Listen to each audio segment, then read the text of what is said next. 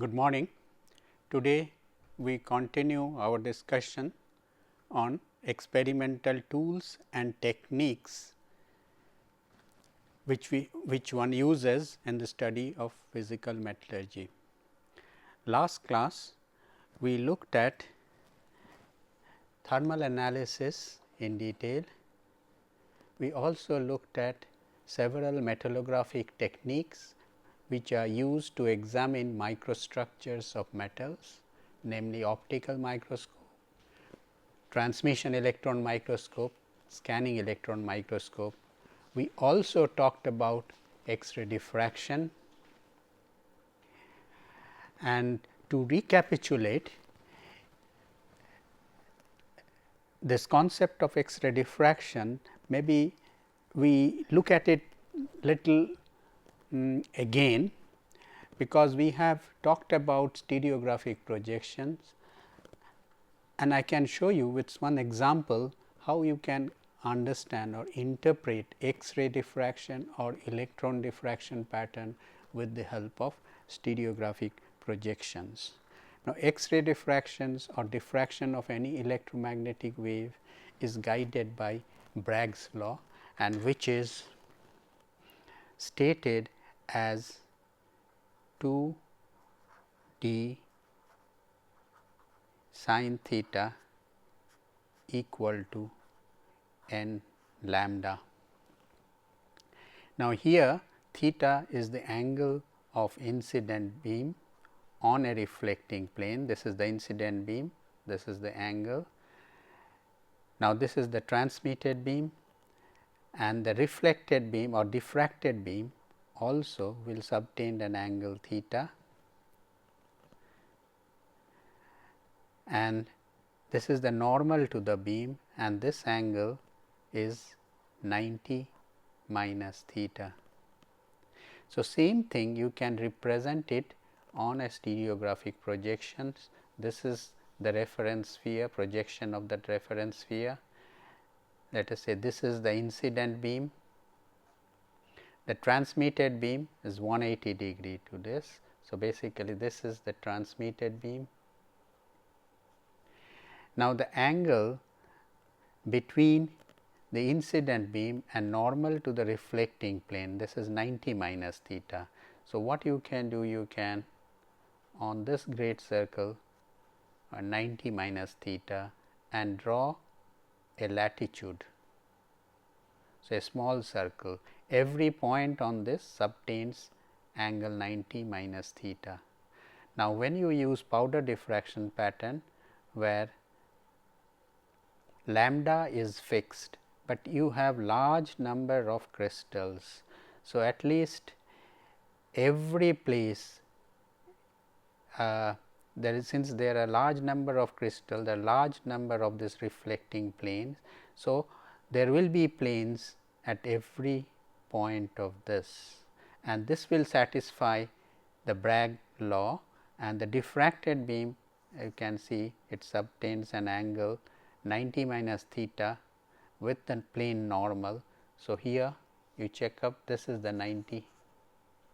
Now, draw this, or one can also argue that this angle is 2 theta with transmitted beam.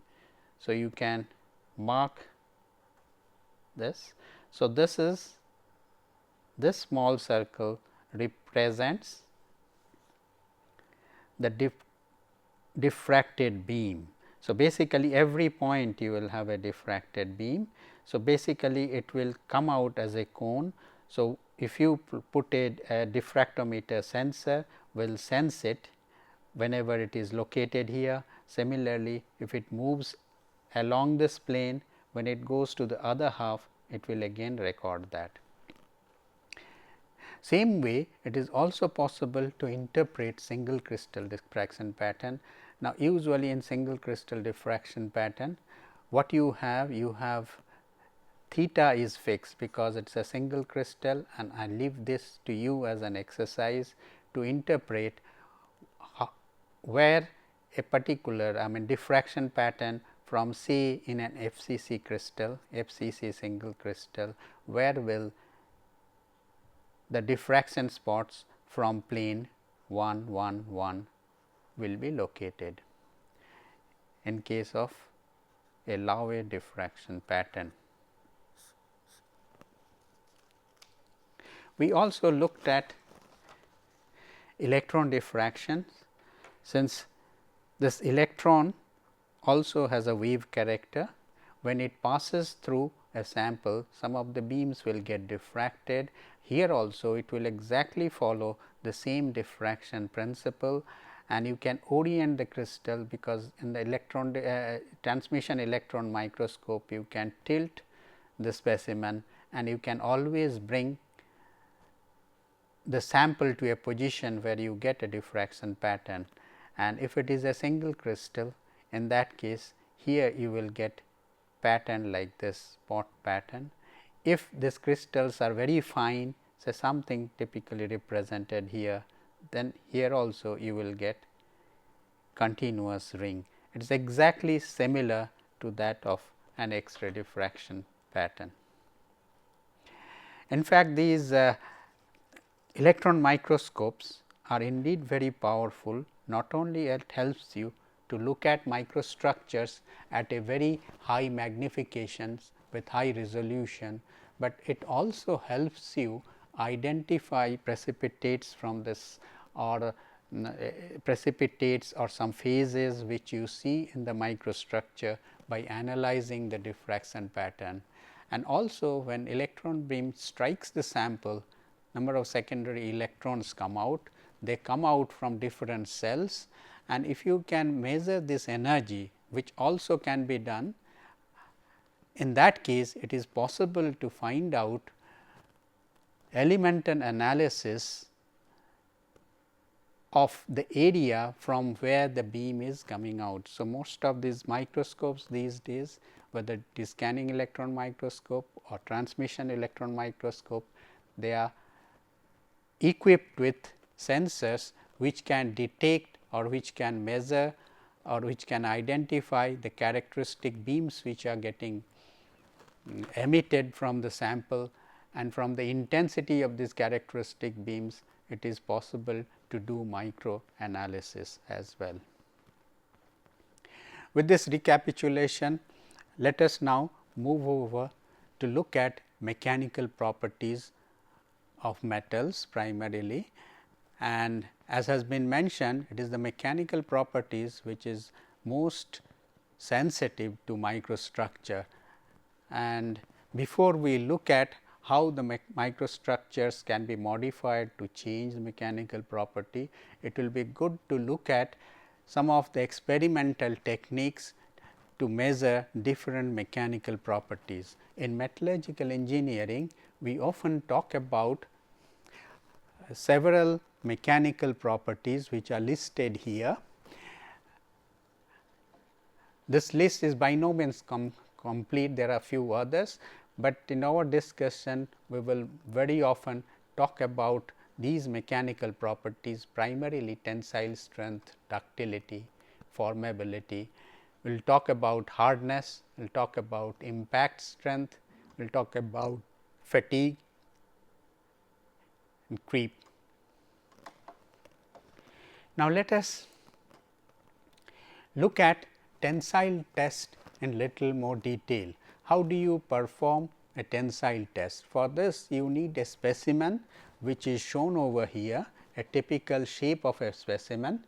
So, this is the gauge length portion of the specimen which has uniform diameter or uniform dimensions, width and thickness if it is flat. If it is round, it has uniform diameter, and on this uniform diameter we usually mark a gauge length using a marker, and distance between the two marker we say is the initial length L0, and there is a head portion in the specimen. Usually this is provided because this area is larger. And when we do tensile test, we do not want fracture to take place here, we want the fracture to take place within the gauge length. So, therefore, this portion goes into the grip of the machine, and so that it can be held tightly and it provides more area of contact as well. And also we provide, which is not shown here, a little curvature here to avoid stress concentration, so that failure does not take place here. Now, this specimen is mounted on a machine called universal testing machines, which is schematically shown over here. It has a cross head which can move along these rails or along these supports. It can move, and it can move both ways. And there is a pull rod mounted along with a load cell, which is shown in the form of a spring. So, whatever pull that is applied, you can directly, you will be able to measure the pull, that P, that is force with which the sample is pulled. And we also fix on the sample a gauge, a displacement gauge, which is fitted at the marker wherever you have put the marker, and this displacement gauge converts the displacement into volt signal, and this is sent to the recorder, and it is stored in a computer disk. Similarly, the load readings, this load cell also gives volt signal, which also can be recorded on the computer disk. And the main controller is over here. This controller, what it does, it moves, there is an actuator which can move this pull rod in a user defined way. In a tensile test, we will be pulling it along this directions. So, once this is fed, once this sample is fixed into the grips, we start the machine, and this force increases with time, and we record this force against displacement. So, this plot we called load displacement plot, and this can be converted into stress strain plot. Stress is defined as force over original area.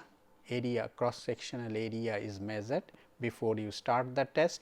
A0 is the initial cross sectional area. So, engineering stress is defined as load or pull divided by initial cross sectional area, and the strain is defined as change in length. If you define this, divide this change in length by the original change in length or original length, you get strain. Likewise, there will be a relationship between the area and strain, and usually it is the reduction in area over original area. This also is strain. Now, let us look at what information do we get from engineering stress strain diagram. We just looked at how you can convert load displacement plot into engineering stress versus engineering strain plot. Now, this has from several properties can be determined from this particular plot. So, for example, if you look at this part, which is nearly linear, if you draw a line, the slope of this line, which is linear, this will give you the elastic modulus. So, basically here stress is proportional, directly proportional to strain, and this is called Young's modulus or elastic modulus, and this is deformation, and this part of the plot is reversible. And we also get a stress here, there is a point from where it starts deviating from linearity. We call this proportional limit. This also one can say is a measure of yield point. And now, if we look at the maximum, so there is a point which gives you the maximum load or maximum stress the sample can withstand.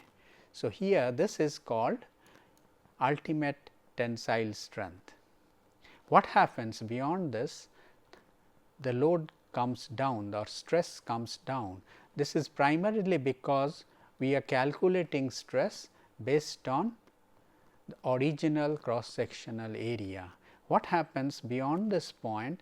There will be local deformation called necking, which is shown over here. There is a local deformation, there is certain area at the maybe if in a good well done test, you will get somewhere in between and at the midpoint of that gauge length a necking will start, and this is called tensile instability. And once this stress comes down, this engineering stress keeps coming down, but truly if we find out the neck area, possibly the stress will still go on increasing. And once it fractures, there will be some relaxation, that elastic part of the stress which is reversible, that is eliminated. So, that means you move like this, and if you measure this distance or this strain, and we call this strain as ductility or elongation. This is a measure of ductility, we call it elongation.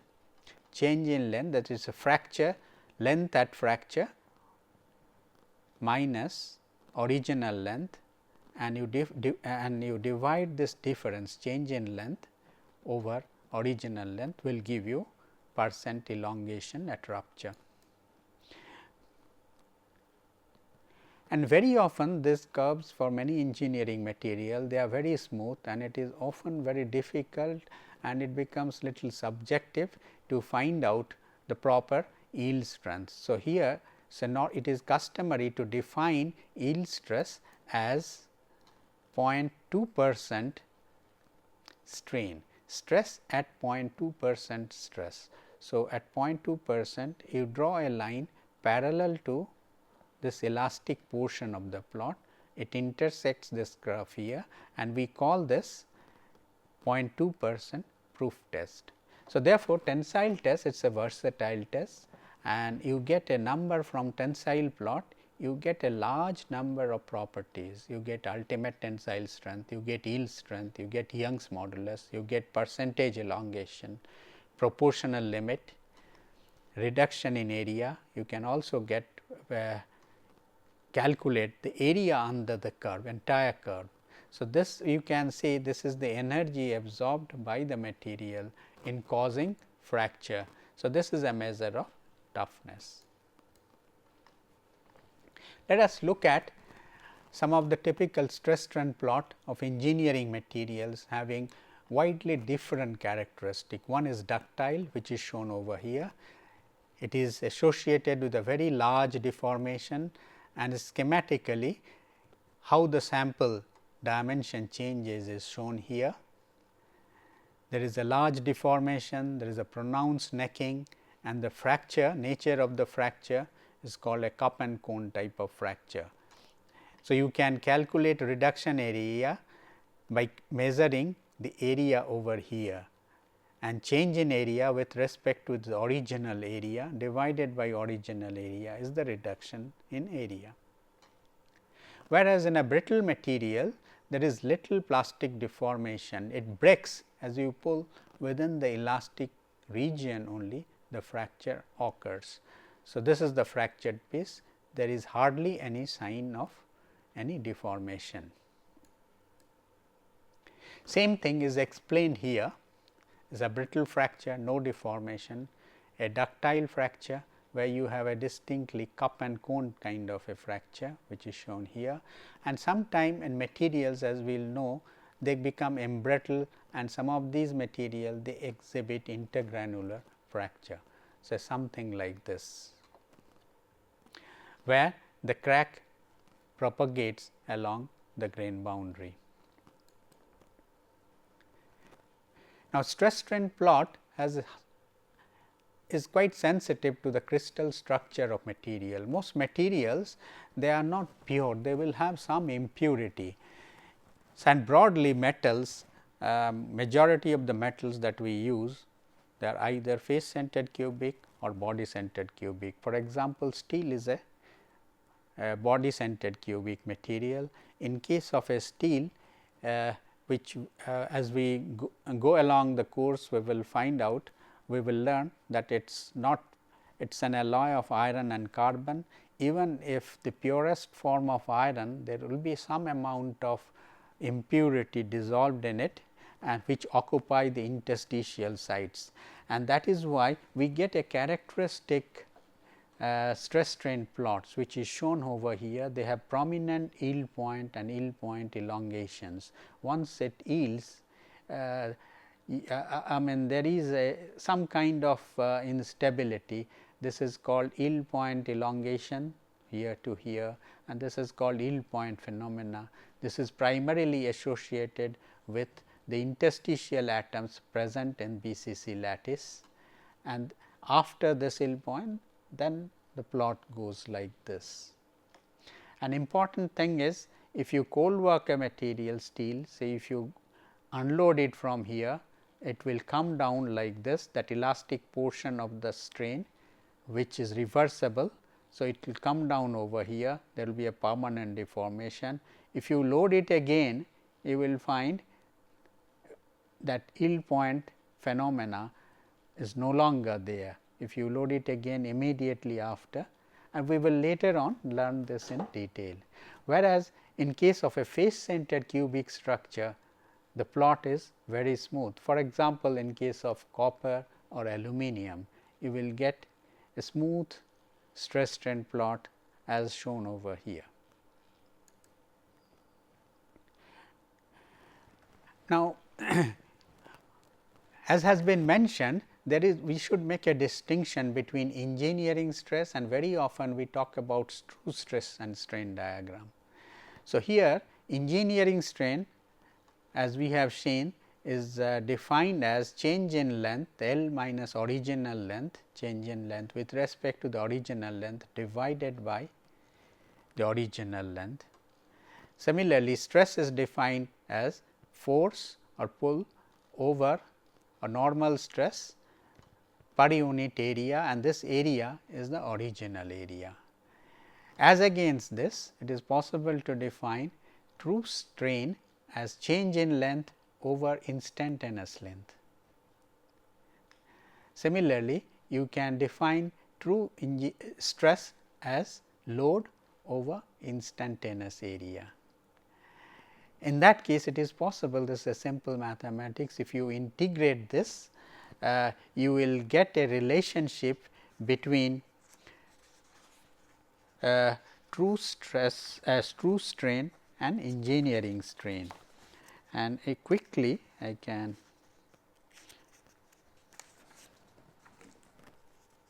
show this here. Say suppose I integrate it from initial length to the final length, or length at any instant, then this will be ln L over L naught.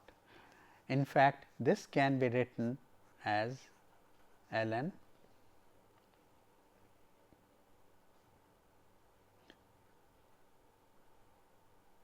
L0 plus delta L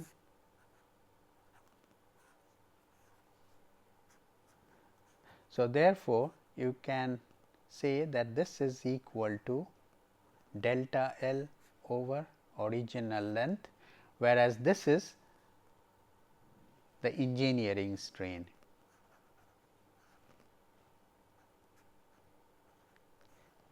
And I will leave it to you to convert using this type of relationship. It is possible to convert this engineering stress strain diagram into a true stress strain diagram, which is like this. So, here it does not come down. So, there will be, but when necking takes place, no longer state of stress will be uniaxial. You may have to apply certain additional corrections, but nevertheless you must realize there is a difference between true stress strain plot and engineering stress strain plot. but up to a certain amount of strain, say maybe up to say maybe 3-4% strain, the difference will be so small, it will be difficult to differentiate. Maybe in this part it will be difficult to differentiate.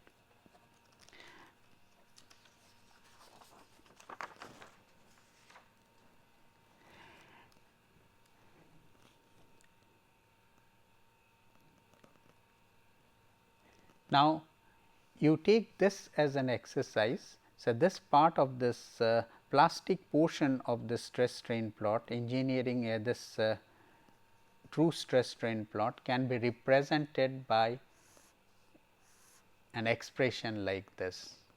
And here you try and show that here this n is a measure of uniform elongation. So, that means you get uniform elongation until this point. The uniform elongation means, as has been mentioned, this area at any instant times the length, gauge length. This relationship you can make a conversion, I mean from elongation, change in elongation can easily be converted into reduction in area.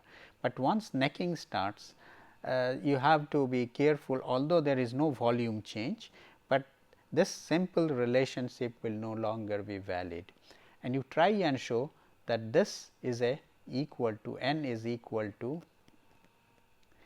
is a measure of uniform elongation. As a hint, I can give you that P is the load, which is given as sigma times area, and when P is maximum, so that is here the differential dP, this is 0.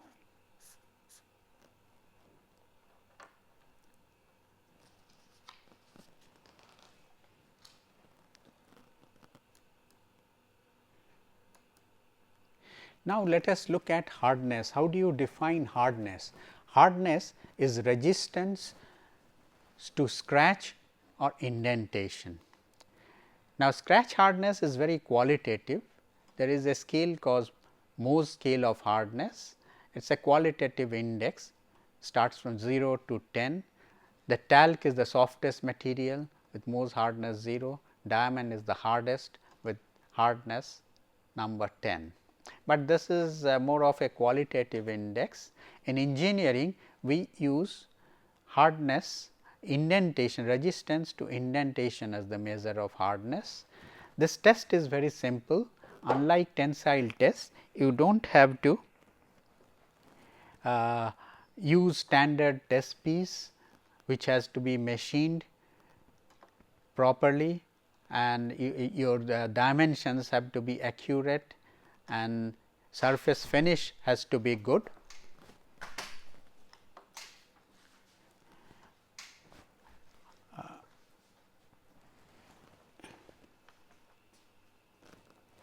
এটা আগে দেখে নিলে which 8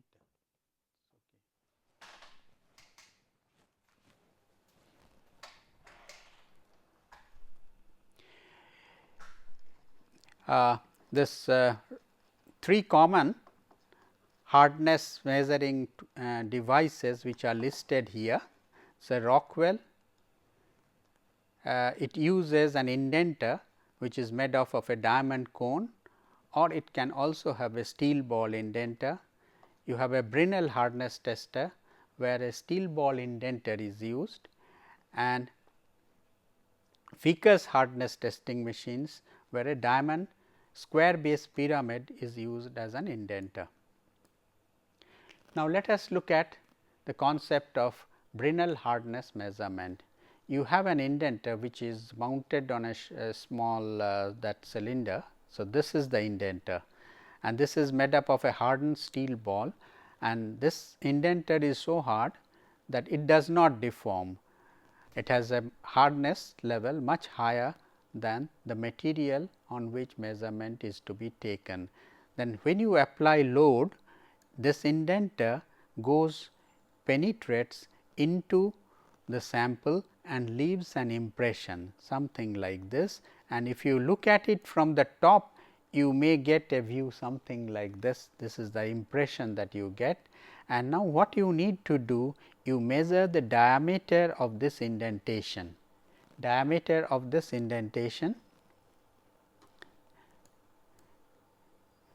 and from this diameter of this indentation, that area, the contact area of that during indentation A is to be measured. And how do you do it? It can be done very easily. I will leave this as an exercise. Assume that this is the indenter, it is a spherical indenter with a diameter d, and this is the diameter of the indentation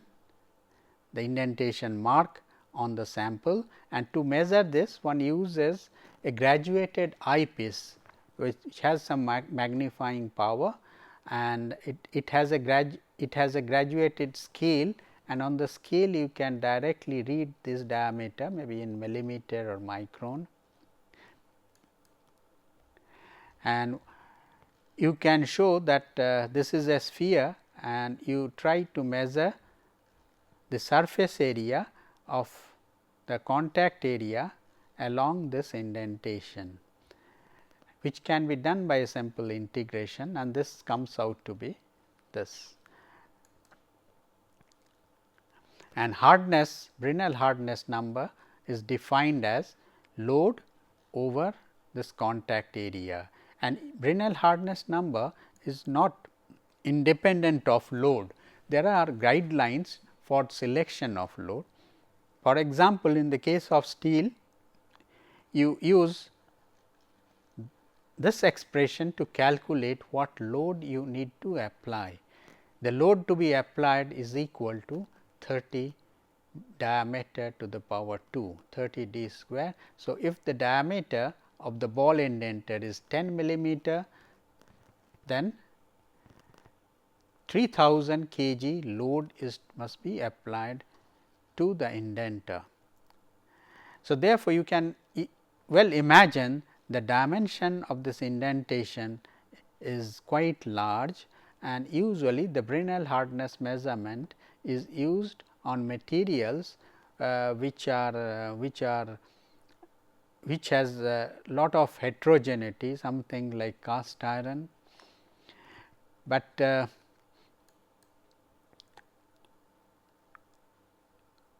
you can also have Brinell hardness measurement with smaller indenter, smaller load as well.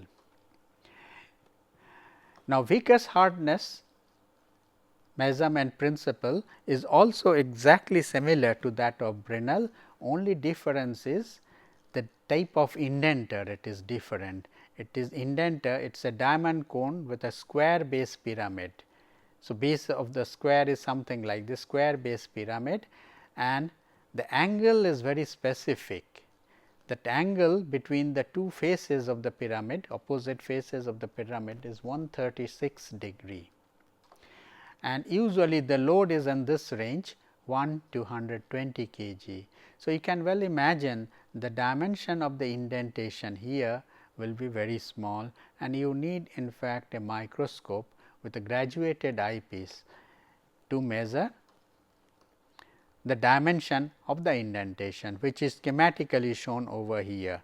So, once you place the load here, the indenter will penetrate into the material, and after that you withdraw the load and then bring the specimen under a microscope, which is shown here schematically, and then you sometime these days you can project it on the screen also of the microscope, and then you can measure the diagonal of the indentation mark. It is customary to measure both the diameter, this as well as both the diagonal, that is d 1 and d 2, and find out arithmetic average of the two, and then you can calculate Vickers hardness number H v using this expression. I leave it to you to derive this. It is hardness here also is exactly defined as same as Brinell hardness number, that is load over the contact area, and here theta is the apex angle 136 degree. And this hardness measurement as has been as is apparent is a very simple test. It does not need a very large amount of material, it can be done on a very small piece of metal, particularly this viscous hardness, and therefore, and there is some direct relationship between viscous hardness and the flow stress of the material, which is shown here. Sigma 0 is the flow stress, which is you can say this is some kind of an yield stress in between yield stress and UTS. So, this viscous hardness number. So, if you measure hardness, you will get some idea about the tensile strength of the material. Now, there is also another hardness scale which engineers very commonly use, is a Rockwell hardness scale. This is also, this principle is little different. Here, here that indenter is either a diamond cone indenter with an apex angle of 120 degree, and here you initially apply a minor load of around 10 kg. So, that the indenter sits on the sample,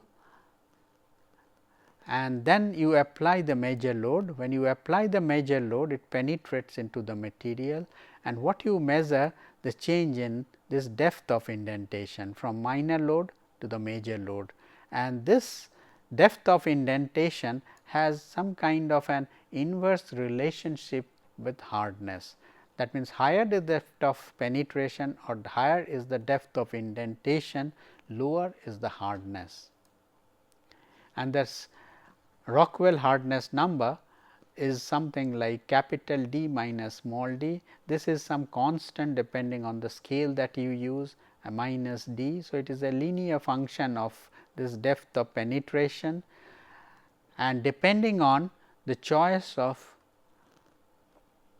load and the indenter, you have hardness is measured in different scales which are listed here, like Rockwell A, Rockwell C, Rockwell B. Now, out of these, Rockwell C is most commonly used for hardened steels, and here the minor load is 10 kg, major load is 140 kg, and indenter is a diamond cone indenter with apex angle 120 degree. Whereas, for softer material, one prefers to use Rockwell B scale, and here also the minor load is still 10 kg, but major load is 90 kg, and a steel ball indenter is used with a diameter 1/16 of an inch. Now, irrespective of whichever unit or whichever machine in use for hardness measurement, there are now it is conversion tables are available, and you can convert the hardness measurement from one scale to another. And many of these modern testing machines, they come with a loaded software which does this conversion automatically. Now, let us look at, we have looked at tensile test, and tensile test load is applied gradually. Now, what happens to a material if the load is applied at a very high strain rate? Say, suppose you something like a hammering, then is it still ductile? Now, we find that particularly BCC metals, it is highly sensitive to the strain rate of testing. So, particularly for steel, a test method has been devised which is called impact testing, and let us look at impact testing. This is a typical impact testing machine which is schematically shown. Now, question comes up, what is impact property? It is the ability of the material to withstand crack nucleation and growth under shock loading or impact loading. What we do here, we use a specimen something or a standard test piece which is shown over here. So, this has a square cross section 10 by 10 millimeter cross section, 55 millimeter long, and on this we make a V notch, V groove, V notch. This angle is 45 degree and the notch depth is 2 millimeter. And what we do, we place this standard notch specimen over here and strike it with a hammer which is attached to a pendulum, which is shown over here, and this hammer will strike the test piece in this phase opposite the V notch, and we try to measure that energy that is required to cause fracture in this notched test piece, and this value is called Charpy impact value, which is, and what we do is that there is a little animation and this tensile impact testing device. There is a pendulum kind of arrangement. This is a rod on which a massive hammer is attached. This is the head of the hammer which strikes the test piece at this particular point. Now, you raise it to a particular level, there will be an indicator, usually there is a pointer which indicates that height up to which it has been raised, and then you place the sample here at the base horizontally, and then you, so this is the sample which is placed horizontally, and thus you release this hammer. This height is measured, you release the hammer, the sample fractures, it falls off, then you measure this height, and after it goes to the other side the pendulum, it will come back to its initial position, and this takes hardly a fraction of second for the test to conduct. And what you do is you convert this height into energy. The mass of the hammer is known. So, mg times this h1, this height minus this height will give you the Charpy V notch value. So, this gives you, this is a measure of the energy that is needed to rupture or fracture the test piece. And usually it is better to calculate it, this gives a little better method of finding out this height. What you do is you find out, you first do not keep a specimen, release the hammer from a height and see to what height it goes. So, this is without specimen, and then you keep the specimen and then repeat the test. So, this will possibly, by this you will be able to eliminate some of the energy loss which is absorbed by maybe a improper lubrication etc. over here. Now, steel has a very important characteristics. Many of these failures of steel structure has taken place in a brittle manner.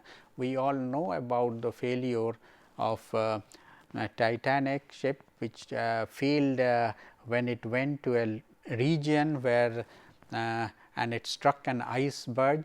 So, basically it the temperature was very low. So, at low temperature steel, in many instances steel structures have failed in a brittle manner in fraction of a second, leading to lot of life, and particularly the Liberty ships during the Second World War failure has also been related to this kind of a brittle failure. Now, if you do the test at a particular temperature and then you plot that Charpy V notch value, what you get is this type of a plot. The steel undergoes a ductile to brittle transition. At a room temperature, it may show good ductility, it may have high impact value, but as you conduct the test at lower and lower temperature, you will find that Charpy V notch value goes down to a minimum value something over here, which is virtually nearly 0. So, maybe at room temperature this energy may be around 200 joule.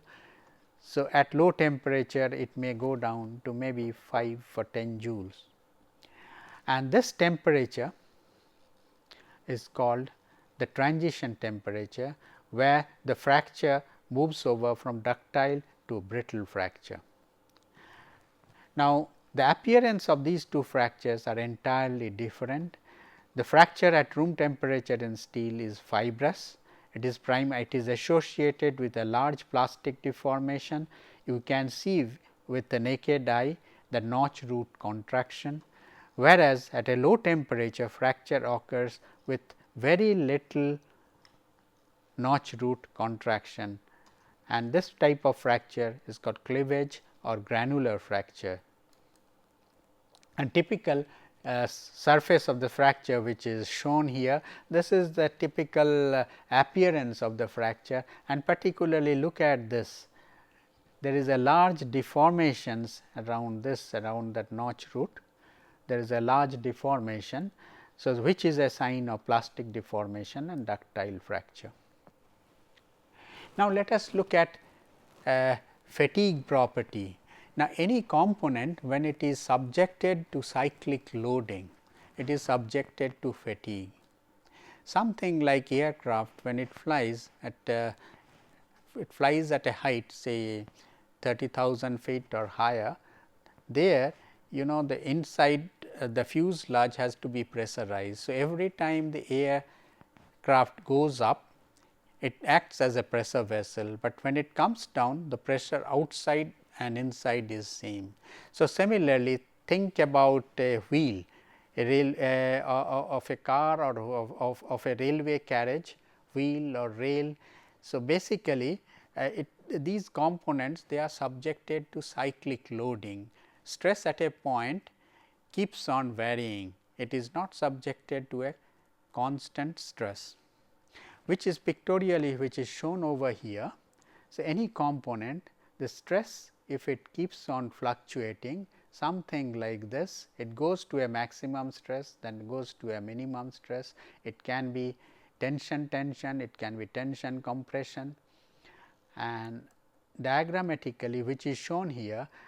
So, when you subject to such a loading, so the sample will keep on fluctuating, that means strain at a particular point, once it will increase, decrease, and as a result the crack will nucleate at a certain point, and then it will propagate through, leading to fracture. And this can take place, fracture in such case can take place at a stress level much lower than the yield strength of the material.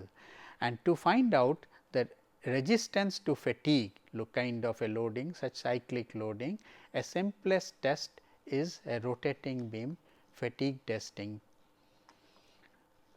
and which is done machines are available, which is diagram schematically shown here. There is a motor on which a standard test piece is mounted. Test piece is something like this. It has a reduced section over here. This is primarily because it is loaded like a cantilever. So, reduction in this section size is designed in such a way that you have maximum stress over here. So, when failure takes place, it will take place at this particular place, and this is how the test is done. You can mount usually on the, you can mount two samples simultaneously, and this is the load which is given, and the stress on this particular sample as it rotates a particular point, let us say outer point. When it is here up, then it is in tension. When as it rotates, when it goes down, it is subjected to compression. So, this point is subjected to a stress something like this. And what you do is you try to find out how many cycles this sample takes for failure to take place. When the sample fails, this load will fall on a micro switch here, and then this will stop the machine. You can note down the counter reading, and then this test can be done as if at different level of stress range. Stress range is defined as this maximum stress minus minimum stress, and if this test is done at different stress range, and then you plot number of cycle it withstands in x axis, and y axis you plot the stress range. Then you get a plot like this. If it is a BCC metal, say like steel, you get a plot like this. So, it has a certain limit which is called endurance limit. So, beyond at stress range below this, it has infinite fatigue life, whereas aluminum, copper, they will have plot like this. They may not have a definite endurance limit.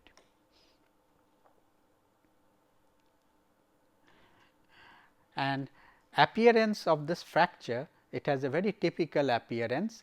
It starts with a nucleation and it propagates slowly, which is shown here.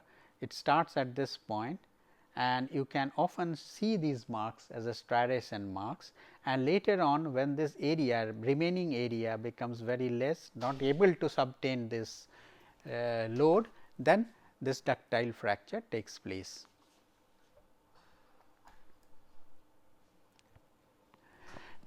Now, let us look at creep property.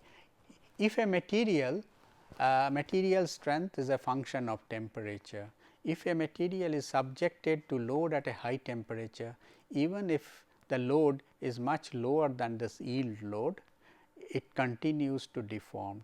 This slow time dependent deformation is known as creep, and it usually this strain is measurable if the temperature is greater than 0.4 to 0.5 of melting point of the metal, where this is Tm is the melting point in degree absolute. And this is done by loading a sample in tension. There is a lever kind of arrangement. This is the sample. You can fix some extension gauge here and measure the change in length of this test piece, and you can apply the load through the lever. It needs a very precision temperature control. So, this is the furnace, and if you measure this strain and plot this strain as a function of time, you get a plot like this. There are 3 distinct stages. This is stage 1, stage 2, stage 3. This is the stage where strain rate goes on decreasing.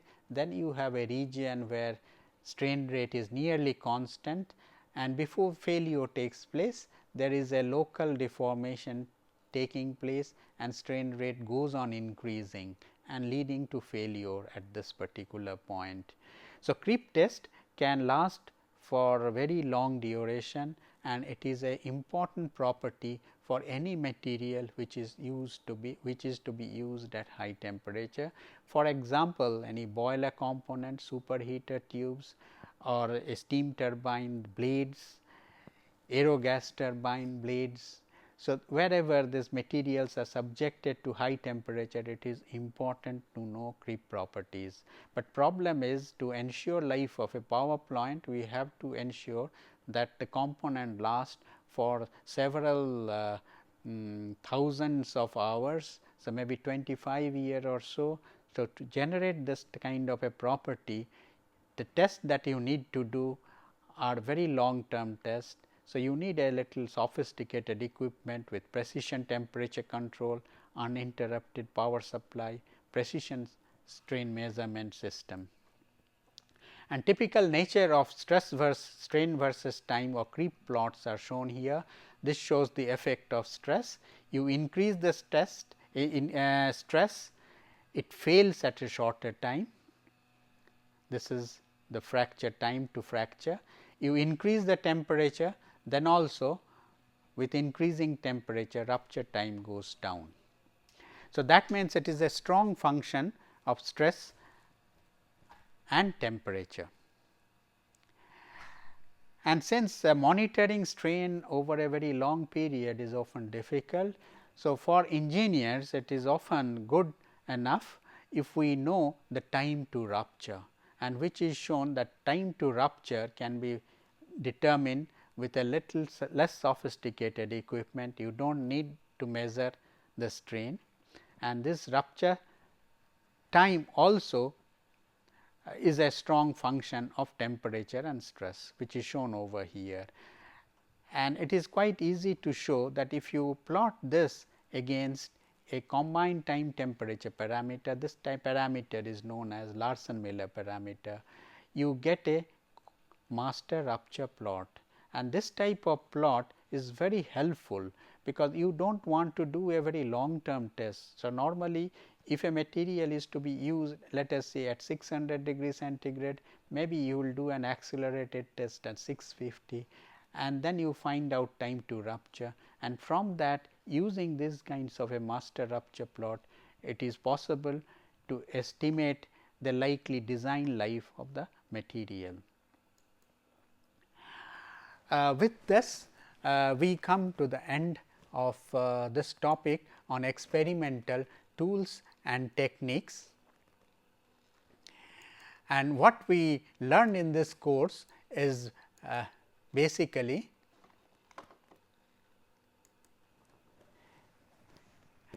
the metallographic techniques to look at the microstructure. We looked at X-ray diffraction technique to identify phases. We looked at mechanical properties, and also we looked at thermal analysis, which helps us to know the transformation temperatures in materials. And with this, we finish the second chapter, and in the next class, we will look at evolution of structures in pure metals. Thank you.